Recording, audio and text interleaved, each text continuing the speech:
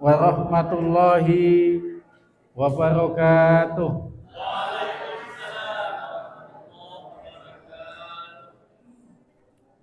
Ada satu pantun juga.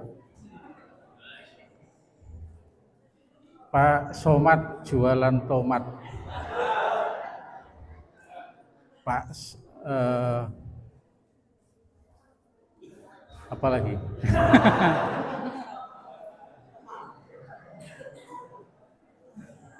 Barang siapa yang menjawab salam dengan semangat, insya Allah menjadi orang-orang yang soleh.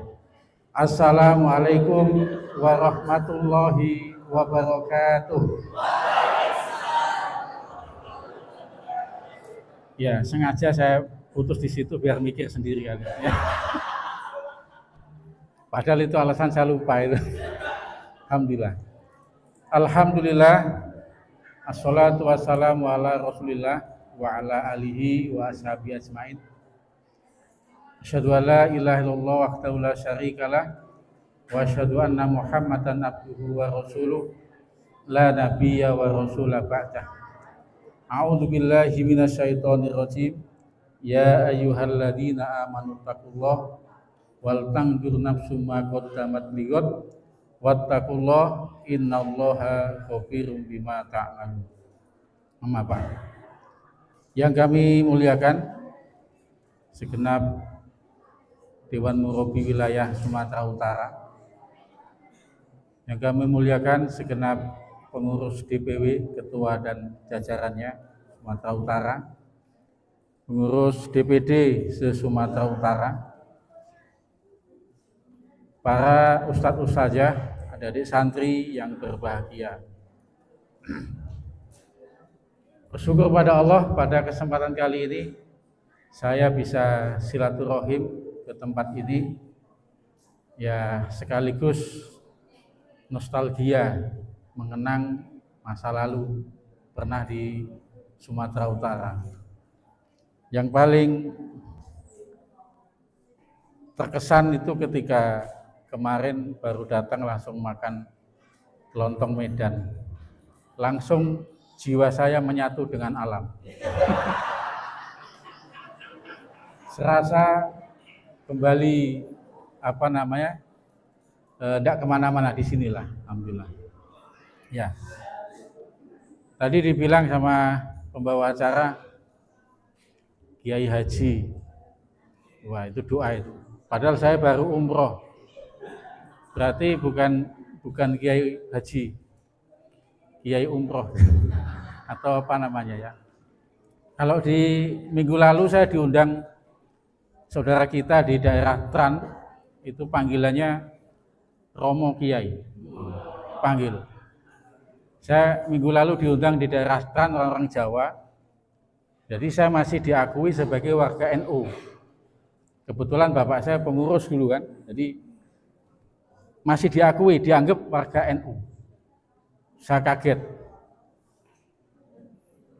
Penyampai Mauidul Hasanah adalah Romo Kiai, nggak ada hajinya, Romo Kiai, ya.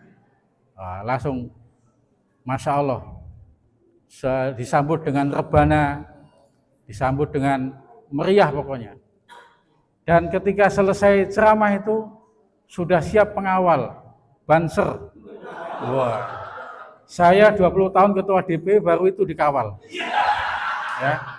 Banser lagi yang awal, luar biasa. Dikawal Pak. Dan semua orang itu nyium tangan, itu nyium tangannya bukan gini aja, bolak-balik. Kaget saya, masya Allah. Ya kita biasa di Hidayatul nggak ada begitu. Ya luar biasa penyambutan mereka. Ya saya bersyukur masih diakui.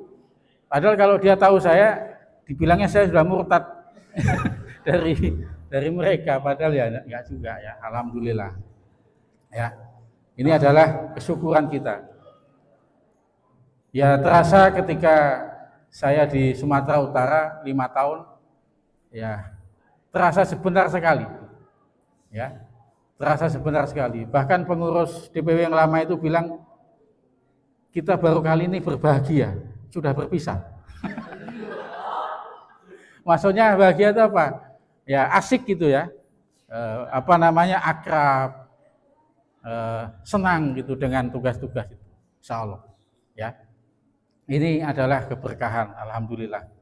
Ya, selama kami di Palembang, ya alhamdulillah masih nyambung silaturahim di sini. Ya, alhamdulillah. Termasuk tadi Ustadz Ali Rimawan menyampaikan, saya masih muda, alhamdulillah. Sampai hari ini belum tumbuh jenggot saya, ya, belum tumbuh. Saya agak sedikit ada trauma dulu, ada cerita seorang kiai di pesantren,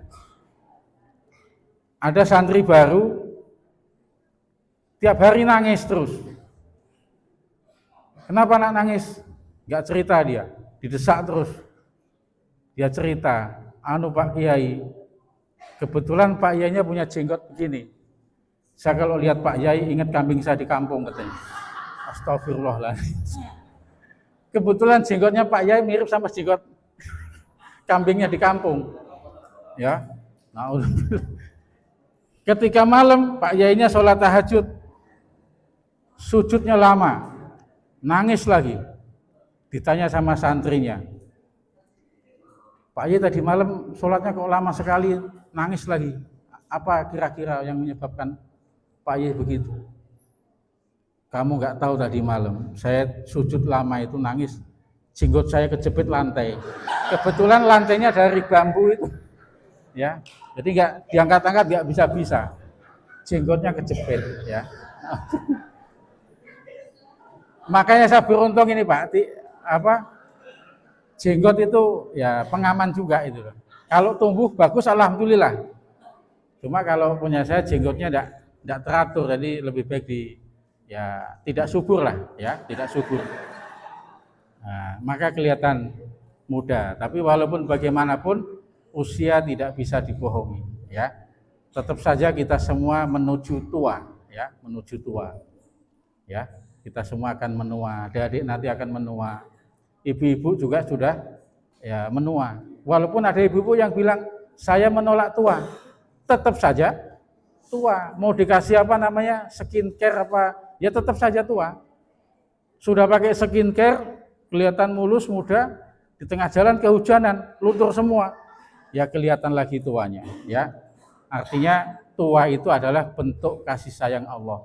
Kita diingatkan, kamu sudah tua, segera kembali, ya. Nah, ini alhamdulillah. Jadi ini adalah kesyukuran. Saya hari ini sengaja pakai baju ini, Pak.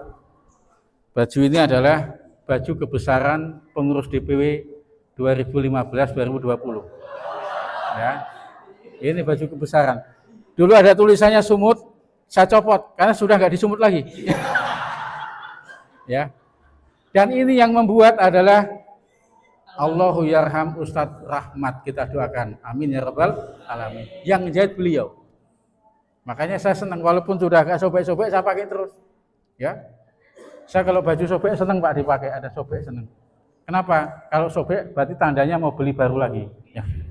Jadi ini adalah seragam dulu. Selama 5 tahun ya mampunya baru beli ini waktu itu. Ya. Alhamdulillah. Kita doakan ustaz-ustaz kita yang sudah mendahului kita, mudah-mudahan diampuni dosanya dan diterima amal solehnya, ditempatkan di surganya. Amin ya rabbal alamin. Jadi saya kehilangan Pak, sekretaris saya, bendahara saya waktu di Medan sudah nggak ada semua.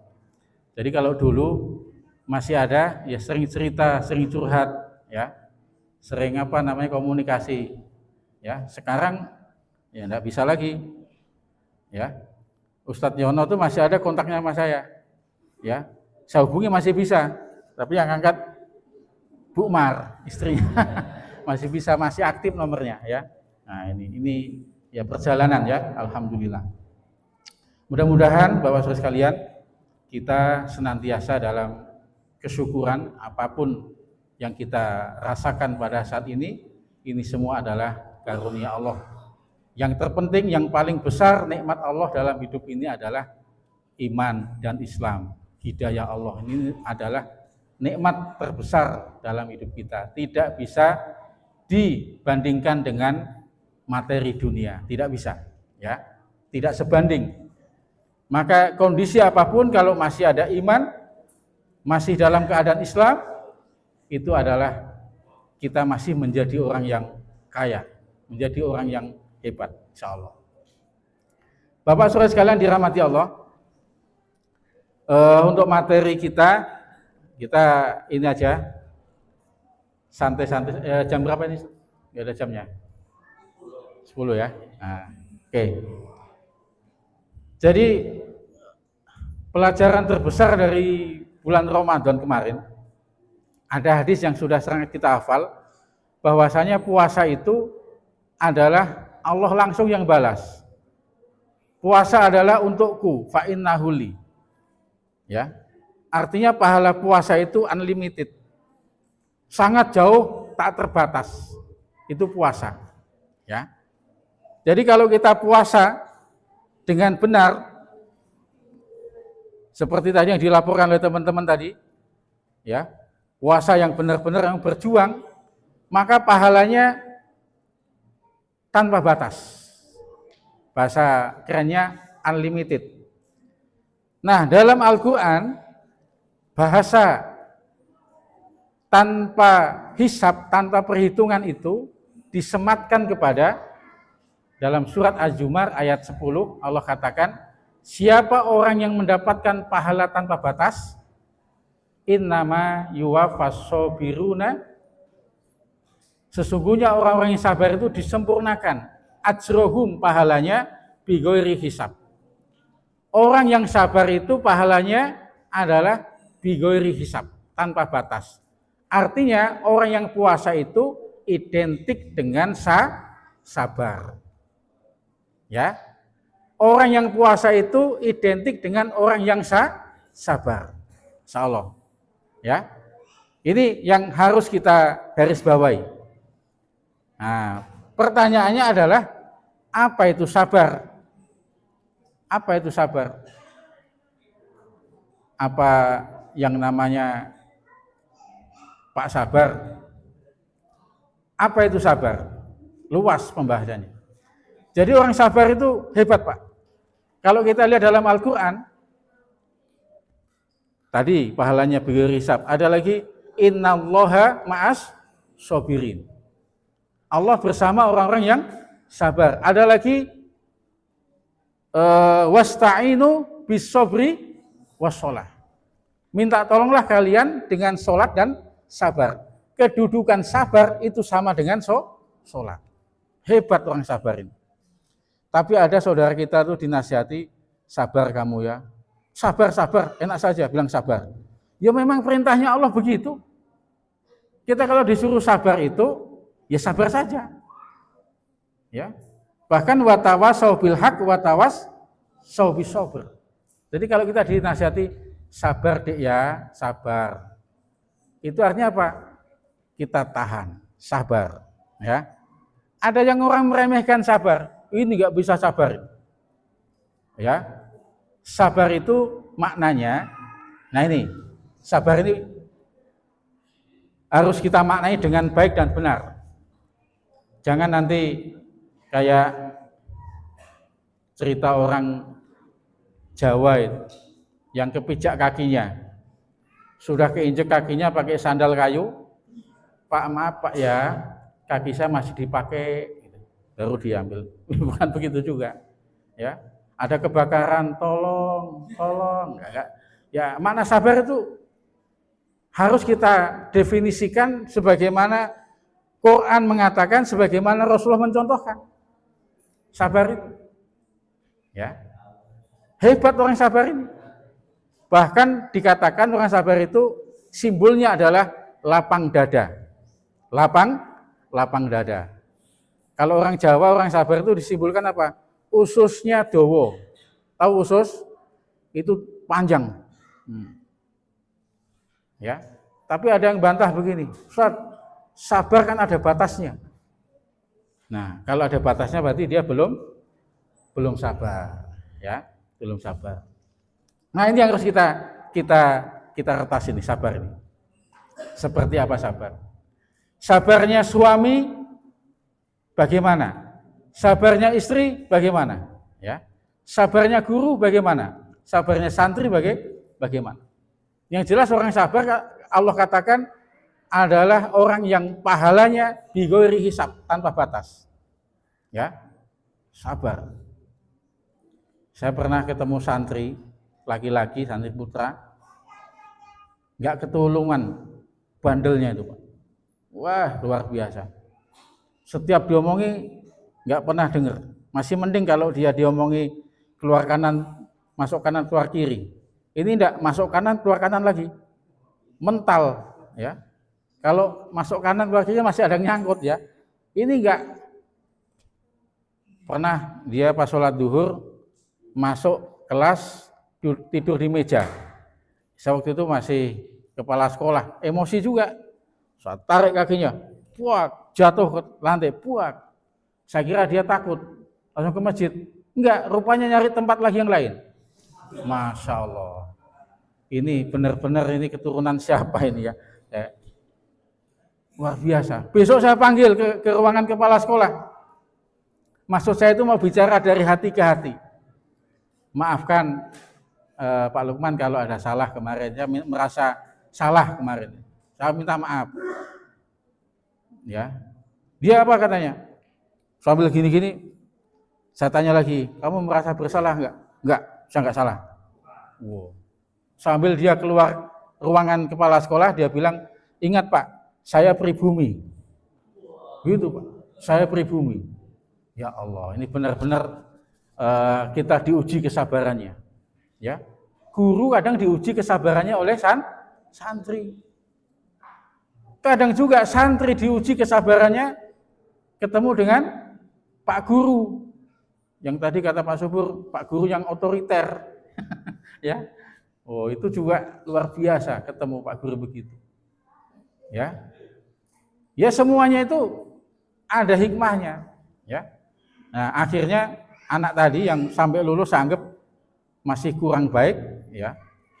Tapi ternyata setelah dia lulus, alhamdulillah dia baru menyampaikan permohonan maaf. Ya.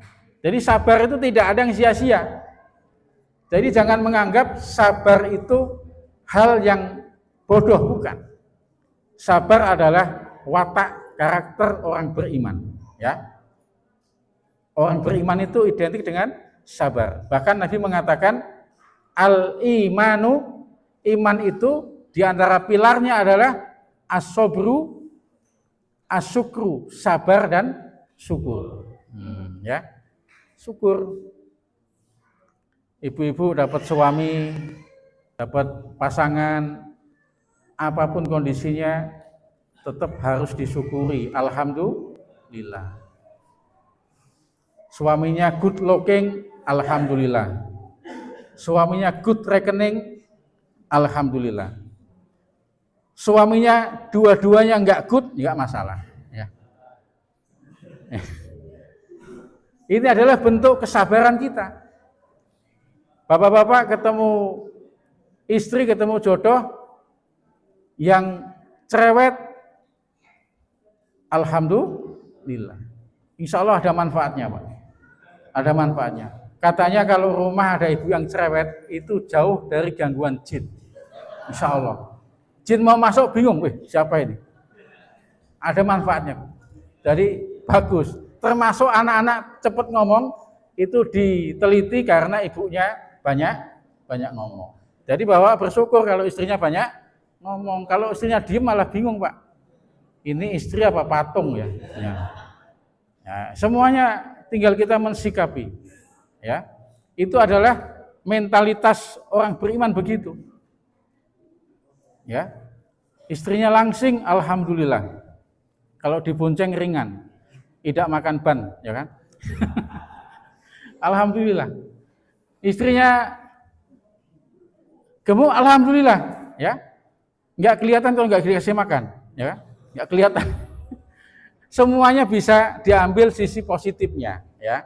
Nah, ini adalah pandainya kita untuk melihat sisi karunia Allah Subhanahu wa taala. Nah, kemudian Bapak Saudara sekalian, Ibnu Hajar menjelaskan kenapa orang yang sabar itu pahalanya seperti itu. Ada 3 hal minimal sabar yang harus kita terapkan. Yang pertama adalah as-sabru fit ta'ah. Sabar dalam ketaatan. Nah ini. Ternyata dalam hal taat ini butuh kesabaran. Ya. Insya Allah. Baik taat kepada Allah maupun taat kepada aturan. Ya. Ini sabarnya harus dilatih, ya. Ini termasuk jati diri Hidayatullah Al-Alaq ini adalah melahirkan mentalitas yang sabar. Sabar dalam ketaatan. Ya. Taat itu ada dua, Pak, ya, Bu. Taat itu ada dua. Taat dalam kondisi kita senang, taat dalam kondisi kita tidak senang. Dua-duanya tetap wajib kita taat. Ayatnya adalah ingfiru khifafan wasikolan. Berangkatlah kalian dalam kondisi ringan ataupun dalam kondisi berat. Jadi taat itu jangan pilih-pilih. Kalau ada perintah sami'na wa ata'na. Ya. Ada instruksi sami'na wa ata'na, jangan sami'na wa pikir-pikirna. Ya, taat itu. Saya kalau disuruh milih taat, ya. Satu paling taat, Pak, kalau ada perintah, tolong Pak Lukman temani tamu dari Jakarta, ini mobilnya, ini uangnya untuk makan di restoran. Salah jawab, sami'na wa ata'na. Berangkat ya. Nggak usah mikir lagi itu. Kenapa? Karena kita senang. Yang jadi soal itu ketika kita taat dalam kondisi kita tidak senang. Ini luar biasa, Pak. Ada adik santri, tiba-tiba ada perintah suruh memberikan tausiah di tempat di kampungnya. Coba, kan nggak siap kan? Ya, ini bagaimana solusinya? Ya berangkat saja. Tentunya dengan persiapan, ya, dengan persiapan. Jadi sabar dalam ketaatan ini teruji, Pak. Para sahabat, para orang-orang alim zaman dulu, ketaatannya kepada Allah memang luar biasa, ya.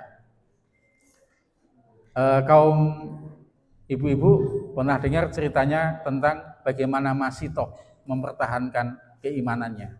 Resikonya adalah direbus, ya kan? Itu resikonya. Ketaatannya seperti itu. Jadi dalam ketaatan ini butuh kesabaran. Sholat saja, kalau nggak sabar coba. Sholat itu sabar nggak kira-kira? Apalagi imamnya, mohon maaf, Al-Hafiz. Wow. Ya, Al-Hafiz, panjang-panjang bacaannya. Kalau nggak sabar, maka tidak sukses ibadahnya itu. Nah, maka sabar dalam ketaatan ini sangat penting, ya. Apapun ceritanya, walaupun itu sesuatu yang berat kita lalui, ya kita sabar, ya. Dulu waktu santri, saya masih ingat, Pak. Waktu kita santri dulu pernah dikasih tugas oleh ustadz kita itu ketika Ramadan, ya, ketika Ramadan ngedarkan belangko.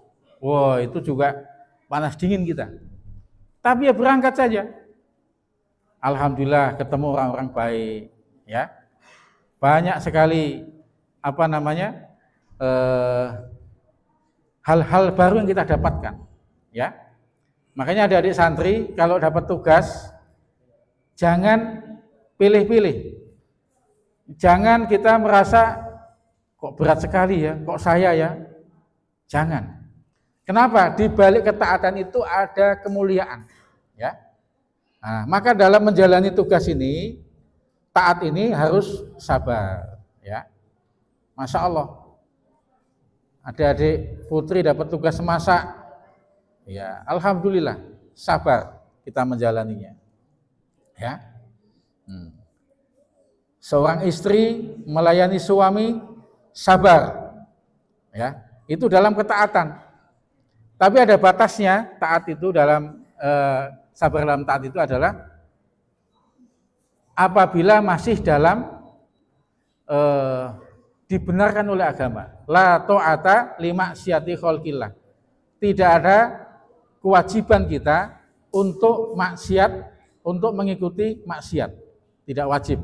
Misalnya ada teman kita nyuruh kita atau atasan kita, pimpinan kita nyuruh maksiat, nggak boleh kita taat, nggak boleh, wajib tidak taat. Ya, misalnya ada adik santri disuruh sama gurunya, nak tolong ambilkan kelapa mudanya tetangga. Berarti gimana Ustaz? Nyuri? Ya nyuri. Itu wajib tidak taat. Kenapa? Karena perintahnya adalah maksiat. Wajib taat. Makanya dalam sabar yang pertama adalah sabar dalam ketaatan. Ya. Jadi kalau diperintah siap. Ya. Belajar dari tentara itu selalu bilang siap. Bahkan salah pun juga siap. Siap salah. Kalau salah dia siap salah. Ya. Ini luar biasa. Ini yang pertama. Sabar dalam ketaatan.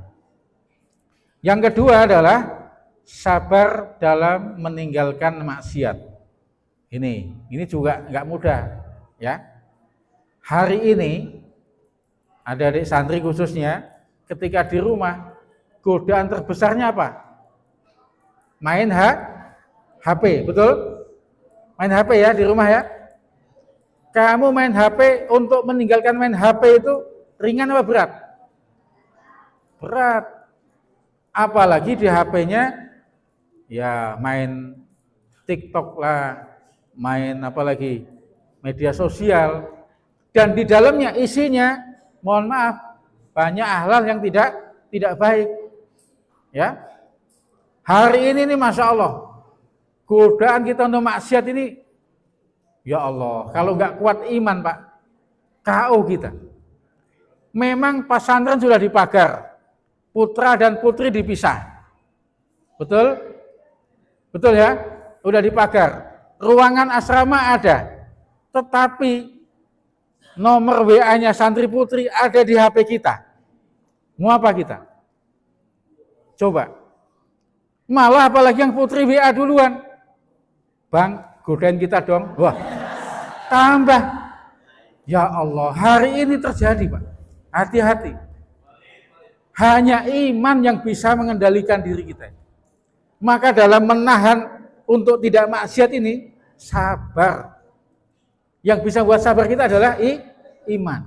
Ingat, semakin banyak dosa kita, semakin susah hidup kita. Ya, ingat itu. Ini hadis Nabi ya. Semakin banyak dosa kita, semakin repot hidup kita. Ya, bayangkan seorang suami kalau punya selingkuhan, HP-nya 1 apa 2? HP-nya 3, Pak. Ya, HP-nya 3, ya. Yang satu di kantong, yang satu di tas, yang satu di mobil. Yang sering di rumah itu adalah yang sering dibuka sama istrinya, itu apa yang di kantong. Ya, dia repot menjaga HP itu aja udah repot. Jangan sampai HP di mobil ini sampai masuk ke dalam rumah. Itu jaganya setengah mati. Ya. Maka semakin banyak dosa, semakin susah hidup kita.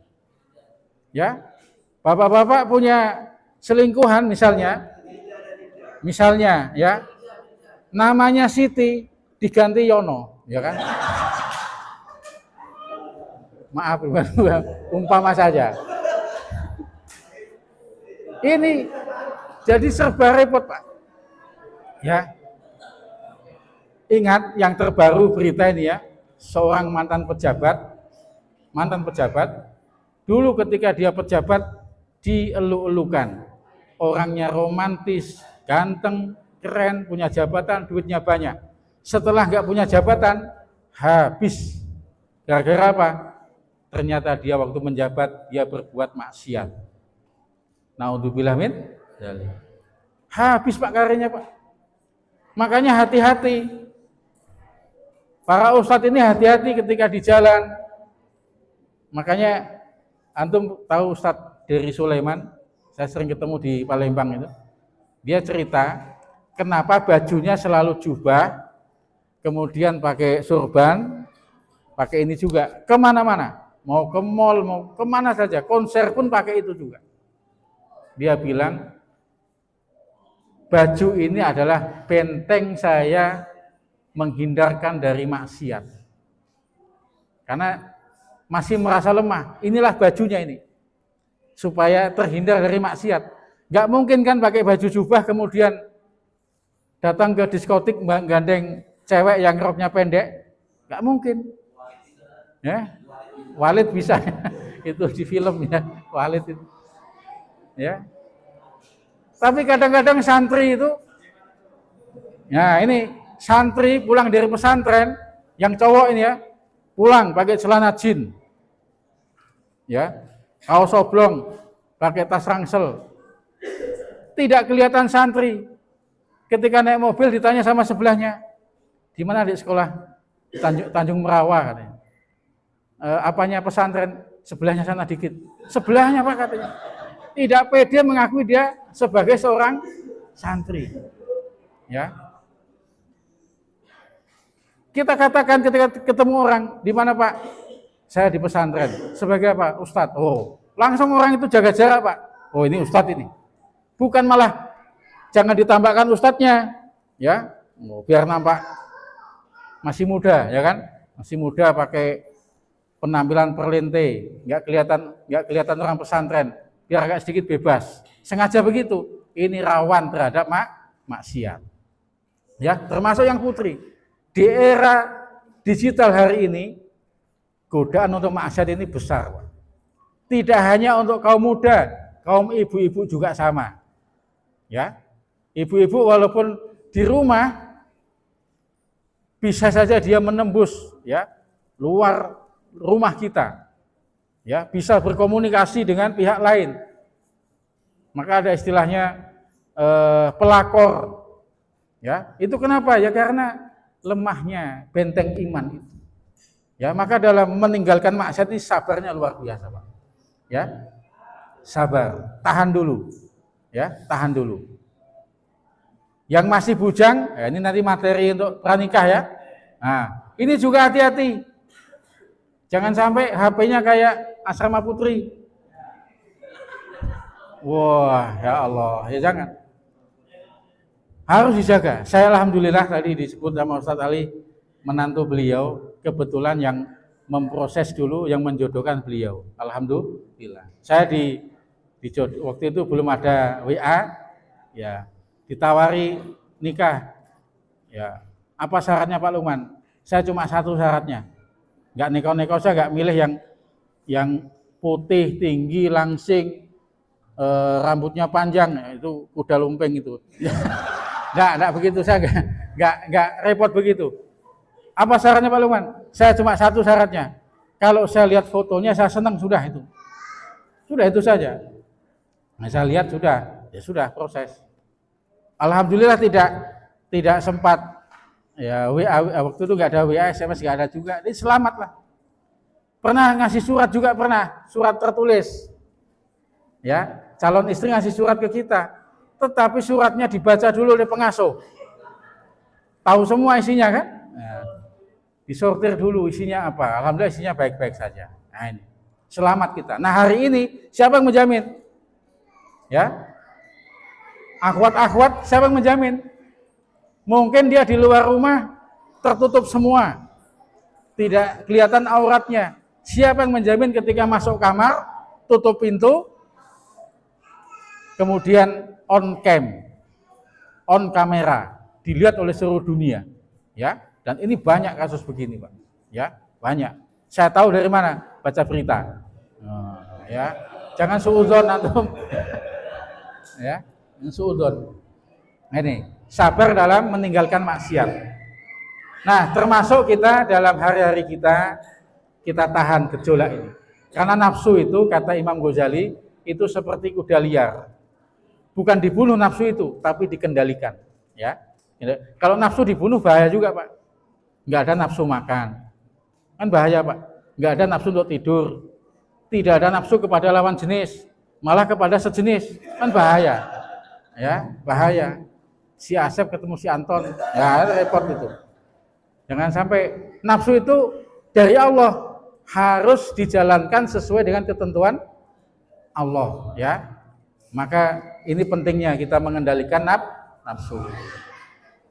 Termasuk ibu-ibu di rumah yang suka marah, dikit-dikit marah, marah kok sedikit, ya, dikendalikan, ya, kurangi marahnya. Karena marah itu menurunkan imunitas tubuh. Maka orang yang suka marah, dia lebih lemah fisiknya, ya, mudah sakit, ya. Maka jangan mudah marah. Saya pernah ikut pencak silat PSHT, Pak. Tahu PSHT ya? PSHT itu yang di daerah Jawa Timur. Cuma saya waktu itu belum dapat sabuk. Akhirnya saya beli sabuk sendiri. Sabuk ikat pinggang itu ya. Nah, itu ada yang masih saya ingat itu di PSHT itu, silat itu, kalau diganggu orang jangan dilawan. Sabar dulu. Pertama sikap kita apa? Ngalah, ya. Diganggu, ngalah dulu. Masih diganggu lagi, ngaleh. Tahu ngaleh ya? Pindah tempat, ngaleh.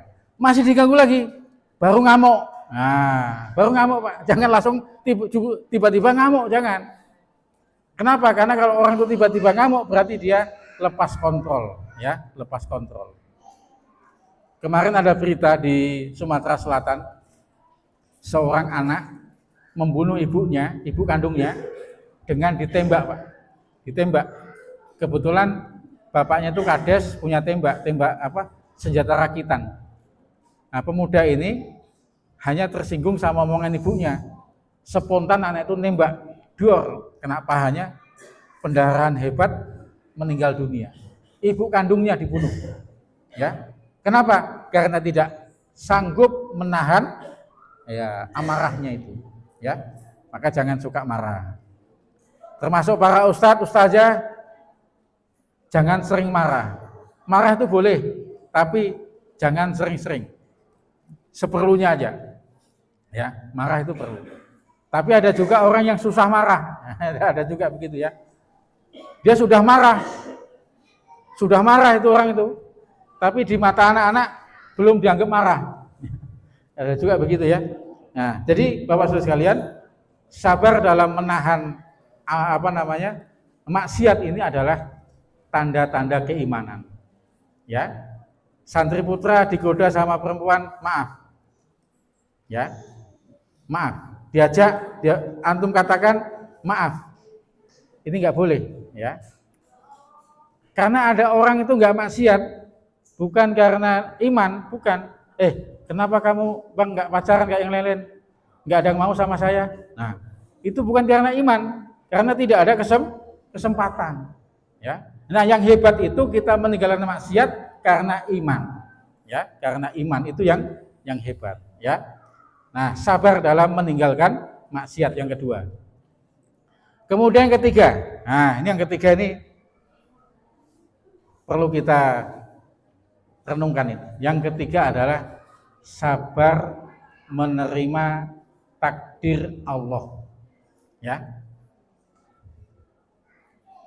Kalau ditanya adik-adik sekalian, Bapak Ibu sekalian, sampai hari ini banyak mana takdir yang kita senangi atau yang tidak kita senangi? Banyak mana? Banyak yang kita setujui atau enggak? Kalau Bapak-bapak ditanya, banyak mana yang kita setuju atau tidak takdir Allah ini? Ya.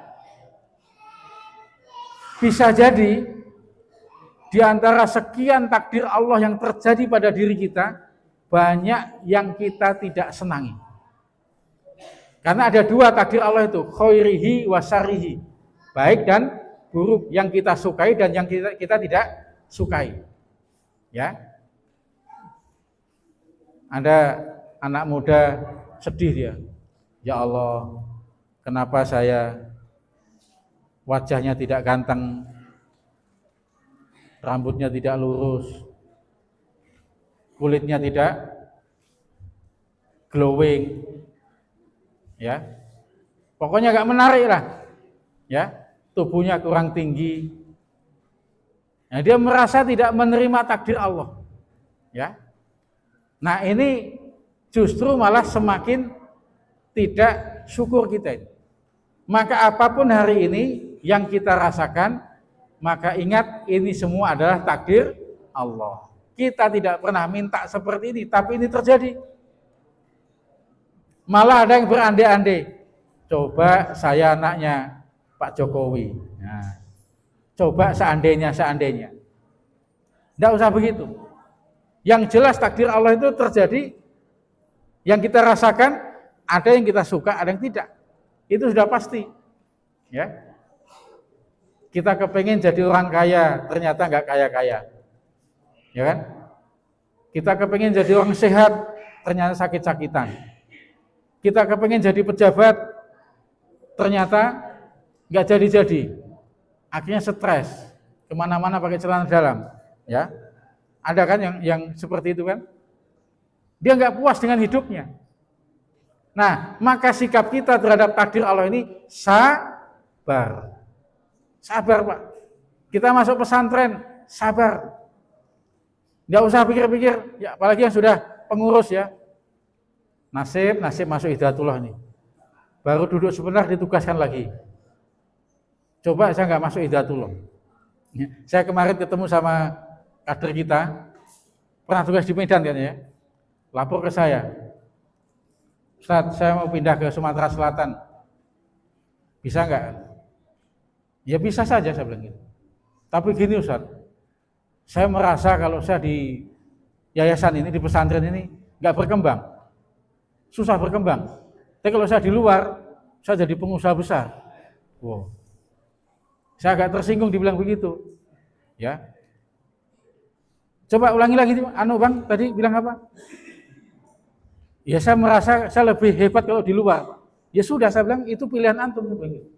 Dia merasa kalau di lembaga ini tidak berkembang, potensi untuk maju tuh kecil katanya. Itu persepsi antum, saya bilang gitu. Ya. Ya terus gimana maunya antum? Ya saya mau gabung, tapi itu berapa apa namanya? Ya antum tahu sendirilah gaji di pesantren, Bang. Wah itu bagi saya nggak masuk, Pak. Ya, saya lebih, kalau di luar saya bisa lebih dari itu. Ya sudah, antum ke sana aja. Saya suruh begitu. Ya, terus tapi Ustaz, saya kalau masuk ini saya masih merokok. Saya tanya lagi, merokokmu ini kecanduan apa cuma ikut-ikutan? Ya saya ikut-ikutan, Pak. Kumpulan saya para pengusaha katanya begitu. Wah, hebat ini orang ini. Ya. Bukan kecanduan. Berarti bisa berhenti, Bang. Nah itu dia, kalau berhenti nggak bisa, ya kecanduan namanya sebenarnya. Wah, mohon maaf saya nggak terima begitu, ya. Ini kader kita, Pak, alumni PTH. Saya dalam hati, ya Allah, ya. Dia mengatakan di pesantren tidak berkembang, di pesantren tidak ada masa depan, di pesantren masa depan suram. Ini berarti belum kena celupan apa namanya? Ya, manhaj sistematika wahyu. Ya. Dia bilang begitu. Ya. Katanya dia bilang saya udah punya usaha travel, ya. Saya udah punya mobil katanya. Rupanya saya cek-cek nggak punya juga mobilnya, ya. Dia cuma ngaku-ngaku aja. Ya. Nah, ini yang penting, Pak. Termasuk ini, mohon maaf Bapak Ibu sekalian, kita berada di lembaga ini kalau nggak hati-hati, kita merasa menyesali keberadaan kita di lembaga ini. Ya, kalau nggak hati-hati, menyesal saya masuk pesantren ini. Nasib saya nggak jelas, menyesal. Padahal takdir Allah kita harus yakin itu takdir yang paling baik. Ya, saya kadang berpikir gini, Pak. Saya itu bersyukur dulu waktu SMA, waktu sekolah aliyah ya. SMA itu kita orang tua nggak punya, Pak, orang miskin ya. Wajah pas-pasan. Saya baru merasakan sekarang, alhamdulillah. Coba kalau saya dulu kita mungkin anak orang kaya, wajah keren, mungkin peluang maksiatnya banyak, ya kan? Tapi karena uangnya pas-pasan, wajahnya pas-pasan juga, ya, peluang maksiat kecil, nggak ada yang mau, ya, dijauhi sama orang-orang yang ini tidak ada anunya ini. ternyata itu untung bagi kita, selamat kita dari perbuatan maksiat. Maka takdir Allah ini berlaku kepada kita. Jangankan tentang hidup ini, Pak, tubuh kita ini termasuk juga bagian daripada takdir Allah.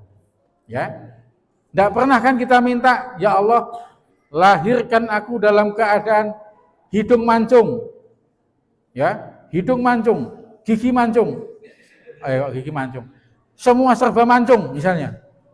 Nggak pernah, tapi Allah takdirin begini, mau apa kita? Tidak ada kata lain, alhamdulillah, sabar. Karena dua-duanya, nanti kita lihat, Pak, sikap kita kepada takdir Allah ini tidak ada lain kecuali sabar. Ayatnya di mana? Surat Al-Qalam. Fasbir li hukmi rabbika. Dan sabarlah kamu terhadap ketetapan Allah. Sabar, ya. Di balik sabar itu insya Allah, ya, ada keberkahan yang besar. Ada cerita Pak Kiai yang sangat terkenal. Ada seorang pemuda mau melamar anak gadis. Pemuda ini biasa-biasa saja, tapi anak gadisnya ini sangat keren, cantik, sehingga lapor sama Pak Kiai. Pak Kiai minta amalannya supaya saya dapat nikah sama anak gadis itu. Ya, dikasihlah amalan, doa-doa, sholat malam, ya. Sudah siang malam dia doa terus. Akhirnya Pak Yainya bilang, sudah kamu lamar sana. Kebetulan anak gadis ini punya ibu seorang janda. Ngomong sama ibunya, Bu, saya ingin melamar anak ibu. Ibunya bilang, alhamdulillah, selama ini saya doa supaya bisa nikah sama kamu. Jadi dia ingin anaknya, tapi malah ibunya yang mau. Jadi dia lapor lagi sama Pak Yainya. Pak Yai, ini kayaknya malaikat salah catat itu. Ya, saya minta anaknya kok dikasih ibunya. Sudah doa terus saja. Singkat cerita, hampir jadi pemuda ini nikah sama ibunya tadi. Sudah pesen gedung, pesen catering, dan seterusnya. Pokoknya si pemuda ini masih dalam hati, ini gimana ini, bener apa enggak ini? Tapi sudah kata kiainya, jalani aja. Seminggu sebelum hari H, ibunya yang mau nikah ini kecelakaan, meninggal dunia. Sementara sudah dipesan gedungnya, cateringnya, perlengkapan sudah dipesan semua. Sama keluarga perempuan berembuk. Ya sudah, kalau begitu dinikahkan sama anaknya saja. Kata si pemuda ini, alhamdulillah. Inilah takdir Allah yang berlaku, Pak. Kadang kita tidak tahu di balik ini semua. Ya, tidak tahu di balik ini semua. Justru kalau kita ini menyombongkan diri, merasa kita ini bisa, merasa kita ini mampu, ini yang mengundang murkanya Allah. Ya, maka sikap yang hebat adalah sabar terhadap takdir Allah ini. Ini harus sabar. Ya, apapun kondisinya. Jadi santri harus sabar. Ya, santri tetap lebih baik. Ya, lebih baik. Kualitasnya. Ya, sabar menerima takdir. Ya. Jadi tidak orang yang seperti ini modelnya, Pak. Insya Allah di mana-mana senang, ya, senang. Mau kondisi apapun enak, ya, apapun enak. Tapi kalau kita merasa, nah ini yang bahaya. Ini dalam al-alaq ini, ya, merasa itu kan bagian daripada togok, ya, merasa bagian daripada togok. Saya itu pernah suatu ketika ngisi ceramah di daerah pedalaman. Daerahnya licin, naik motor, ya, naik motor. Jadi kalau ke situ kita harus bawa tas ini, ada ada salin baju sama perlengkapannya. Jadi pas pertama masuk jatuh, nah, licin kan? Ini kena tanah semua. Dalam hati tenang, masih ada seragam, masih ada baju ganti. Nah, bangkit lagi, jatuh lagi, berarti kena lumpur semua ini. Tenang, masih ada salin. Ya, pas nyampe tempat Pak, mau ganti baju, ternyata tas saya itu di dalamnya ada spidol, tutupnya lepas, kena baju koko putih, nyebar kemana-mana. Wow, bingung ini baju putih apa baju batik ini. Terpaksa saya pakai itu. Nah ini akibat dari merasa tadi, merasa kita mampu, merasa kita punya. Ini yang bahaya Pak, merasa kita mampu. Justru kita dalam menghadapi takdir Allah ini menunjukkan kita ini bukanlah siapa-siapa. Kita tidak punya apa-apa. Ya, tidak punya apa-apa. Semuanya adalah pemberian Allah. Jangan merasa seperti itu. Nah, ini yang harus kita biasakan. Sabar dalam menerima takdir Allah. Termasuk teman-teman tugas di daerah, sabar saja. Insya Allah ya. Ada saja kejutan-kejutan itu ya. Jadi jangan diprotes dulu. Pindah tugas. Asik juga itu pindah tugas itu. Ya. Nanti di tempat baru ada kenalan baru, ada suasana baru, ada semangat baru. Nah, itu menarik, ya. Kalau istri tetap yang lama. Kalau istri baru harus dipertimbangkan dulu. Ya. Nah ini. Nah, orang yang tidak menerima takdir ini, inilah yang terjadi hari ini. Ya. Masya Allah, ada seorang istri, mohon maaf, ada istri itu setengah depresi Bu. Ini saya temukan di Palembang. Padahal suaminya ini seorang PNS dan punya jabatan. Tapi istrinya ini setengah depresi. Istrinya juga PNS juga. Tapi karena dia kondisi begitu, cuti dia. Jadi di rumah itu ketawa sendiri. Dia punya anak gak diurus. Kemudian pokoknya agak ngeblank. Ternyata penyebabnya adalah apa? Suaminya itu kecanduan game sama slot, judi slot itu. Jadi uangnya itu habis, suaminya tidak ngurus keluarganya. Ya, suaminya itu pulang ya pulang, pergi lagi, nggak ngurusi pokoknya. Jadi pikiran istri, sampai istrinya depresi. Ini orang kaya Pak, orang mampu, bayangkan. Istrinya tidak siap kondisi seperti itu. Ya. Masya Allah. Akhirnya apa? Depresi. Nah, tidak siap. Tapi orang beriman, karena kesabarannya, mungkin kalau menghadapi seperti itu, bentuk sabarnya apa? Kita berusaha, mungkin suaminya diobati atau bagaimana. Ada upaya. Maka sabar itu adalah ada upaya untuk menyelesaikan masalah. Sabar itu adalah berilmu, faham akan persoalan. Sehingga dia mencari jalan keluar. Setiap kita pasti punya masalah, betul? Setiap kita pasti punya masalah, betul? Tapi kurang yakin ini. Setiap kita pasti punya masalah, betul? DPW pasti punya masalah, betul? DPD pasti punya masalah, betul? Ya. Santri pasti punya masalah, betul? Nah, istri di rumah pasti punya masalah, betul? Betul ya Bu? Ini nggak mengakui Ibu. Ya, ada masalah. Ya, ibu-ibu bilang salahnya laki-laki itu cuma satu, ketika nggak punya uang. Kalau nggak punya uang itu salah semua. Tapi kalau ada uang benar semua. Kira-kira begitu. Masalah juga ya, masalah juga. Nah, maka dalam menghadapi masalah ini as-sabru, sabar. Ya. Jangan dikit-dikit kuceraikan kamu, jangan. Istri dikit-dikit minta cerai, jangan. Ya, itu nggak sabar namanya.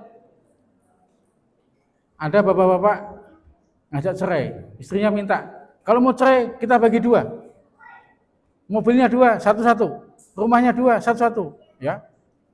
Kemudian anaknya satu, berarti buat satu lagi, ya. Nggak jadi cerai. Jadi anaknya harus dua, bagi dua. Pas apa namanya lahir satu nggak jadi cerai, ya. Bagi dua semua, Ya, Masya Allah. Jadi jangan mudah begitu. Itu nggak sabar namanya. Santri nggak sabar dikit-dikit pulang kabur. Jangan, ya. Nggak sabar, hanya masalah sepele. Hanya masalah sepele. Masalah makanan, masalah diganggu kawannya. Jangan mudah begitu. Ingat, takdir Allah itu berlaku kepada kita. Apapun itu, suka tidak suka, itu akan menghampiri kita. Maka sikap terbaik dalam menerima takdir Allah ini, fasbir li hukmi rabbika. Bersabarlah atas ketetapan Tuhanmu. Nah, ayat ini Bapak Saudara sekalian, terkait fasbir ini dilanjutkan, wala takun kasohibil khut. Ini bagi kita para petugas ini ya. Itu dikaitkan dengan kisahnya Nabi Yunus alaihissalam. Nabi Yunus itu berdakwah bertahun-tahun, puluhan tahun, tapi nggak punya umat. Bandel-bandel umatnya. Sehingga Nabi Yunus meninggalkan umatnya. Frustasi. Ya. Ketua yayasan ngadepi anggota susah diatur. Balik kampung ketua yayasan. Ya. Ketua DPD ngadi masalah, anggotanya cuma 2, tapi masing-masing kayak ketua semua. Susah diatur. Akhirnya apa? Pergi. Nabi Yunus juga begitu. Tapi Nabi Yunus juga, sebelum dia pergi begini, wahai umatku, kalau kalian masih seperti itu, akan datang azab Allah. Akan datang azab Allah. Umatnya mikir, kaumnya mikir, kalau Yunus bilang begitu, kalau dia pergi, berarti dia benar-benar nabi. Kenapa? Karena dia menghindari azab Allah. Itu versinya kaumnya.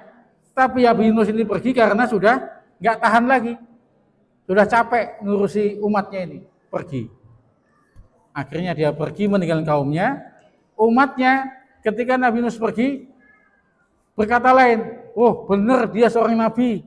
Nyatanya dia pergi. Kalau begitu kita beriman semuanya. Ketika Yunus pergi, umatnya beriman semua. Tapi Yunus sudah pergi. Perginya kemudian di tengah laut dia dimakan ikan. Di dalam ikan itulah dia dalam kegelapan. Itu ibarat kita pengurus balik kampung, di kampung bingung. Mau ngapain saya? Nah, gelap, ya, suasana gelap. Nah, untungnya dia nabi di dalam perut ikan selama 40 hari. Nabi Yunus apa kerjanya? Bertaubat. Inni kuntu minat zolimin. Inni kuntu minat zolimin. Mengakui kesalahannya, Pak. Ya, mengakui kesalahannya. Disitulah Allah masih mengampuni Nabi Yunus itu. Dan pada akhirnya fastabahu rabbahu fajalahu minas solihin. Yunus masih dikategorikan orang-orang yang soleh. Masih mendapatkan hidayah Allah. Ya. Jadi kita jangan mudah begitu. Ada dulu teman kita lapor, Ustadz, saya mau pamit dari pesantren. Kenapa? Ya masalah ekonomi lah. Ya, baliklah dia ke kampungnya. Di kampungnya kerja di PT, suami istri, ya kerja, lumayan. Ternyata nggak tahan sama mertuanya, balik lagi ke pondok, nggak tahan dia, balik ke pondok. Ya sudahlah, kayaknya masih enak di pondok, enak di pesantren, balik lagi. Begitulah. Hidup itu begitu Pak, goncang saja. Kadang ya cocok, kadang nggak cocok. Ya. Tapi bersyukurnya Nabi Yunus ini masih diselamatkan oleh Allah. Kalau tidak, lanubidza bil aroi wa huwa madmum. Nabi Yunus akan dilempar kepada hamparan yang luas dalam keadaan hina. Naudzubillah. Ya. Nah, Nabi Yunus ini pergi dalam keadaan idnada robbahu wa huwa makdum. Dia dalam keadaan kecewa, marah. Itu Nabi Yunus. Ada kan kita meninggalkan pesantren ini dalam keadaan menyalah-nyalahkan pesantren, menyalah-nyalahkan pengurus, menyalah-nyalahkan siapa saja, ya. Nah, tapi masih selamat, masih Allah selamatkan. Itu pun Allah katakan wala takun kasohibil khut. Jangan seperti itu, pengertiannya dalam bahasa itu sohibul khut adalah orang yang dimakan ikan. Ya, maka sikap yang terbaik fasbir li hukmi rabbika, sabar saja. Ini dahsyat Bu sekalian. Pesantren ini hari ini masih berdiri kokoh Karena di dalamnya banyak orang-orang yang sabar. Sabar, Masya Allah. Para ustadz, ustazah yang walaupun dalam kondisi sangat berat ya, tetap berada di pesantren. Walaupun mendapatkan gaji tetap, maksudnya tetap kecil, dia bersabar ya. Bersabar Pak, Masya Allah. Ini kan luar biasa. Saya pernah bilang sama teman-teman di pengurus itu, kalau kita ini ukurannya orang luar Pak, sudah tutup pesantren kita ini. Mana ada perusahaan itu yang gajinya mohon maaf seperti itu, kemudian itu berbulan-bulan habis sudah perusahaannya Pak. Tapi kita masih ada orang-orang yang sabar di situ. Itu adalah barokahnya orang yang sabar seperti itu. Ya. Ibu-ibu kalau ketemu suami yang sabar, bersyukur, alhamdulillah. Jangan dibilang ini suami nggak ada greget, suami lemah syahwat, apalagi salah. Jangan, ya. Tetap ya. Kita lihat sisi positifnya, ya. Alhamdulillah, ya.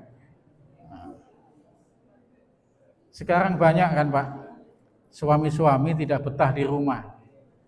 Kenapa? Karena setiap pulang di rumah selalu ya dimarahi, macam-macam lah. Ya karena nggak sabar tadi. Begitu juga suami. Suami juga kadang merasa yang lebih, ya nggak sabar juga, merasa tersinggung. Ya, ini takdir. Saya kalau bicara takdir nih Pak sudah di luar kekuasaan kita. Ya, di luar kekuasaan kita, maka sikap kita sabar dan doakan yang terbaik. Insya Allah, ini adalah jati diri orang beriman, jati diri para pejuang. Seperti apa Nabi di awal-awal Islam ketika diludahin orang kafir. Ya, ini makna sabar Pak ya. Ketika Nabi diejek orang kafir di awal-awal Islam, secara pribadi nggak jadi soal. Itulah bentuk kesabarannya. Tetapi ketika di suatu masa ada muslimah yang disingkap kainnya sehingga nampak betisnya oleh orang Yahudi, dan kemudian ada mediasi, ternyata Yahudi juga masih ngeyel, dia benar, apa kata Nabi? Kumandangkan genderang perang. Itu juga bentuk kesabaran. Jadi ini harus proporsional memaknai sabar ini. Ya, memaknai sabar ini. Ngajar anak, ketemu anak yang macam-macam modelnya, itu adalah bagian daripada takdir Allah. Ya, insya Allah Bapak-Ibu sekalian, takdir Allah yang kita tidak senangi bisa jadi itu yang baik menurut Allah. Sebagaimana dalam surah Al-Baqarah itu, asya an takrahu syai'an wa huwa khairul lakum. Ya, bisa jadi seperti itu. Ya, nah, maka kita berada di lembaga ini, di pesantren ini, sekali lagi, apapun yang kita rasakan, kita berusaha mensikapinya dengan positif. Insya Allah, ya, insya Allah. Kalau saya dulu, ini saya cerita sedikit ya. Kalau saya dulu misalnya menolak amanah ketua DPW di Bengkulu misalnya, ya mungkin saya tidak mendapatkan pengalaman kemana-mana, ya. Ya, saya akui juga jadi ketua DPW itu bukan hal yang ringan. Ya, menjadi pengurus yayasan bukan hal yang ringan. Tapi karena kita taat, kita terima amanah itu, insya Allah di situ banyak ilmu, banyak berkah, banyak kebaikan insya Allah. Itu buah apa? Buah dari sabar. Saya dulu jadi pengasuh Pak, pengasuh santri. Saya tuh merasa, Masya Allah, beratnya jadi pengasuh santri itu. Itu saya akui, beratnya jadi pengasuh itu. Kalau hari ini ada pengasuh merasa kok alah enteng saja, itu agak aneh itu. Jadi pengasuh itu berat Pak, tidurnya paling belakang, bangunnya paling duluan. Ada nggak pengasuh begitu? Kalau pengasuhnya tidurnya duluan, ya ini pengasuh masih amatir ini. Ya. Itu pengasuh. Saya merasakan Pak, berat. Kepala sekolah berat, tapi hari ini saya akan mengatakan Semua ada ilmunya. Kenapa? Karena sudah kita lalui. Itulah bagian daripada takdir Allah. Maka jamaah sekalian dirahmati Allah, 3 hal tadi, makna sabar. Yang pertama, sabar dalam ketaatan. Yang kedua, sabar dalam meninggalkan maksiat. Yang ketiga, sabar dalam menerima takdir Allah. Mudah-mudahan kita termasuk orang-orang yang sabar. Amin ya rabbal alamin. Saya kira demikian untuk tausiah singkat pada kesempatan kali ini. Semoga ada manfaat. Kurang lebihnya mohon dimaafkan. Wabillahi taufiq wal hidayah. Hadanallahu wa iyyakum ajmain. Wassalamualaikum warahmatullahi wabarakatuh.